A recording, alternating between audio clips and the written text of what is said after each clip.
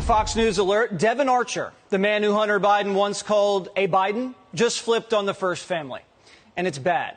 Archer, who's been in Ukrainian board meetings, Chinese dinners, to the Biden family beach house, is saying that Joe Biden was on the phone with Hunter and his foreign business partners at least 20 times. 20 times. Archer says it was to sell the Biden brand. And Hunter described the Biden brand as gold. Here's how it worked. President Barack Obama would assign Joe Biden a country to handle. And when Biden was assigned to a country, a dirty company with a lot of problems in that country would hire Hunter Biden because they needed something from Joe Biden. Hunter would have dinner with some crooked foreign kleptocrat, and in the middle of dinner, he'd say, "Hey, let's call my pop." He'd get his dad on the phone, put it on speaker, and Joe Biden would say hello to Hunter's business partners. And that was what the business partners were paying for, that phone call. They were paying Hunter because he could get Joe Biden on the phone like that. And everywhere Joe went, Hunter got paid. And Joe delivered. Devon Archer told House investigators today that the corrupt Ukrainian gas company, Burisma, only hired Hunter so his father, Joe, could get the prosecutor investigating them fired. Devon Archer testified Hunter was with the crooked Ukrainian CEO when he called D.C. to demand Joe Biden fire the prosecutor. 3 days later, Joe Biden flew to Ukraine and got the prosecutor fired and then bragged about it. This is what Democrats impeached Trump for probing. Devon Archer also testified that Hunter pulled the same move with other fat cat foreign execs. Archer says Hunter put Joe Biden on the phone with his Chinese partner, Jonathan Lee. And remember, Joe Biden flew Hunter to China on Air Force Two, where Hunter met Jonathan Lee. Hunter introduced Joe and Jonathan Lee in Beijing. They shook hands. It was a $20 million handshake.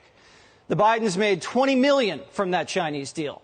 After Hunter was given an equity stake in the Chinese investment firm, the Obama-Biden administration greased approvals for Jonathan Lee to take over American car manufacturers. Joe Biden, who claims he didn't talk to his son about his business, even wrote a letter of recommendation to Brown University on behalf of Jonathan Lee's daughter.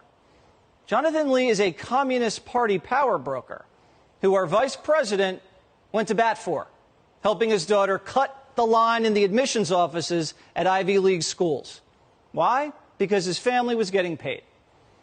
Devon Archer also testified that Vice President Joe Biden personally met with a Russian billionaire, Elena Batrina, back in 2014 while VP at Cafe Milano in Georgetown. Joe Biden had dinner with her, and a month later, the Russian billionaire wired Hunter Biden $3.5 million. Now, Democrats say Joe Biden had no idea who he was talking to.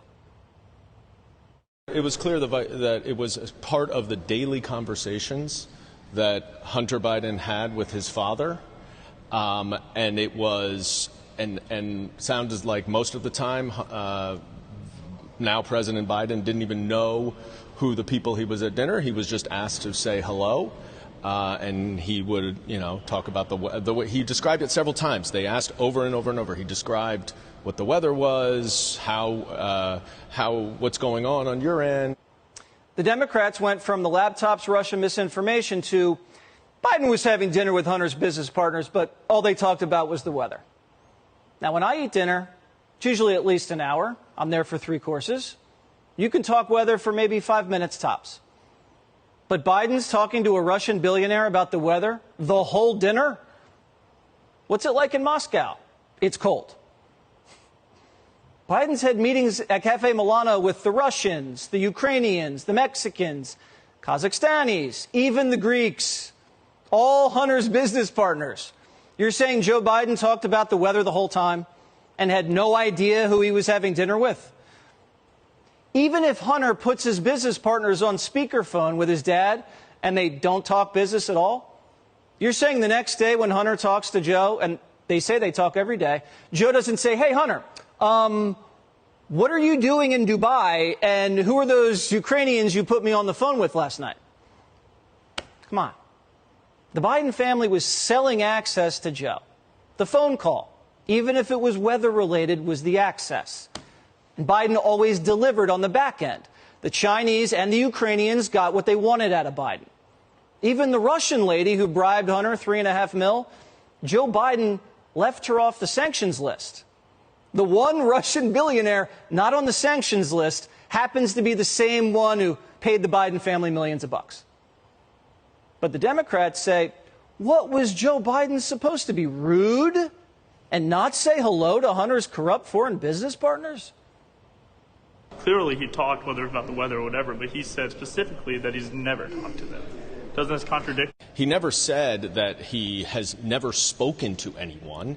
He said that he had nothing to do with Hunter Biden's business dealings. If he says hello to someone that he sees his son with, is he supposed to say, hi, son? Oh, no, I'm not going to say hello to the other people at the table or the other people on the phone? It's kind of a preposterous premise to think that a father should not say hello to people that the son are at dinner with. So the new defense is Biden's missed manners. Snubbing his son's sniveling and conniving foreign business partners would be the wrong thing to do. Now, we know that Hunter Biden brought his sleazy business partners to the Obama White House over 100 times. So Joe Biden never asked Hunter, who are all these people?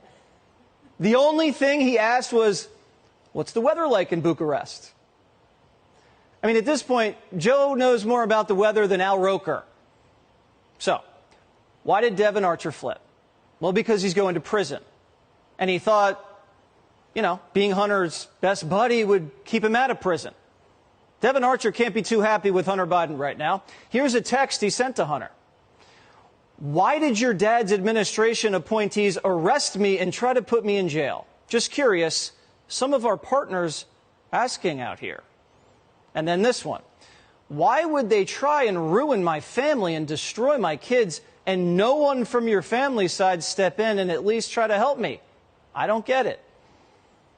Devon Archer was sentenced to a year in prison for stealing $60,000 from an Indian tribe. I think it was more than that.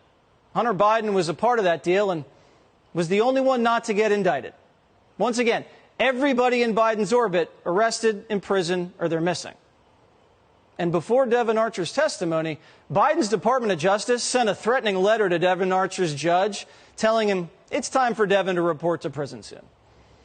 This comes on the heels of us learning about another House Republican that says Biden's got foreign bank accounts. They're under investigation. Listen. When we pulled up the first tranche of suspicious activity reports, of which there were more than 170, we then realized that there are more suspicious activity reports on more Biden family members and more information that we've got to dig into and investigate. What we have to do, and we're in the process of now, is accumulating bank records, not just here domestically, but there are bank records in foreign countries with foreign banks that we also have to get. That takes money and time, which we are doing and trying to collect that information. Sources tell Primetime that lawyers on House oversight, they're not going on vacation like the rest of Congress for the next 6 weeks. They're still subpoenaing Biden family bank records. And now they're moving into the deposition phase of the investigation. Devon Archer won't be the first Biden business associate that's going to be interviewed. Tony Bobulinski and Whitey Bulger's relative, James Bulger, will sit down for interviews. Several federal employees knowledgeable of the Biden situation will sit down with investigators. And we expect, when Congress returns to work in mid-September, that the House will have enough evidence to begin the impeachment inquiry. Now, opening an impeachment inquiry turbocharges congressional oversight powers, allowing them to, fast track and have far-reaching subpoena power and quick court rulings. Now, this will force the media to cover the evidence that we've presented here for years. And it'll force Joe Biden, who's supposed to be out campaigning, to answer questions about why he's been lying for all these years. This could potentially end Joe Biden's reelection campaign. So Democrats have a decision to make. Are they going to get behind Gavin Newsom? Or are they going to continue to say Joe Biden's a weatherman?